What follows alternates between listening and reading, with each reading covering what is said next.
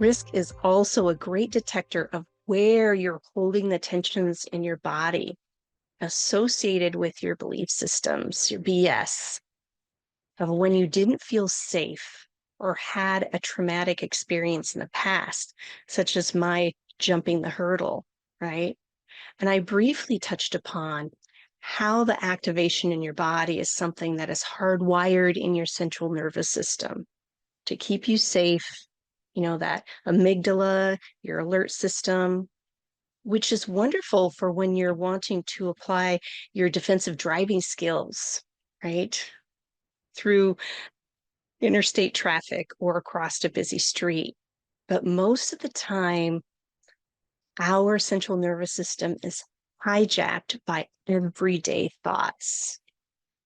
And the mind is a powerful tool that we have that either keeps us frozen or motivated. And it's about you, again, having that awareness of what's happening is key to lowering those hurdles. So self-awareness is important in this practice. And that is by gaining more of a growth mindset. Remember, you're meant to grow, you're meant to evolve. You're a hermit crab, right? Looking for the next shell of growth. And with this frame of mind, you can remind yourself that risk is growth, and that can help you shift, right, your perceptions of risk. And this is how emotional intelligence comes into play. Emotional intelligence basically is being aware of your own emotions and making the conscious choice on how to manage them. So that builds that trust within you, the courage to continue to take risks because you're wanting more for yourself. And over time, this develops the self-trust. If we don't trust ourselves and our own abilities, then we will not be able to completely trust others, situations, or even the process that we're going through. And as I've shared in the previous episodes, that fear of loss and injury is what prevents us from growing, keeps us in our shells, comfortable in our uncomfortableness.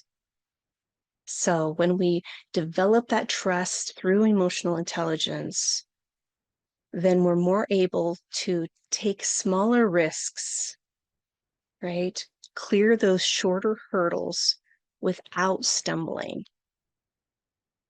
And this lessens the uncertainty of our own abilities, right? Because we're constantly questioning, can I do this?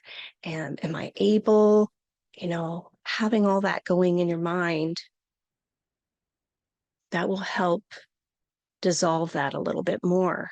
And then you can start to appreciate yourself for having the courage and commitment to wanting more in your life, right? This is what working from the inside's all about. Building your emotional intelligence and understanding your thoughts, feelings, and emotions while you're feeling them and leaning in and listening, right, to that BS. Recognize it for what it is.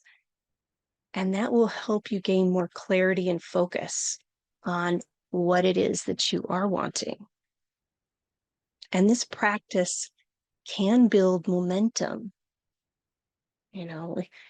Again, it's a practice. So some days it's going to be easier than others, but that momentum will help you clear the higher hurdles.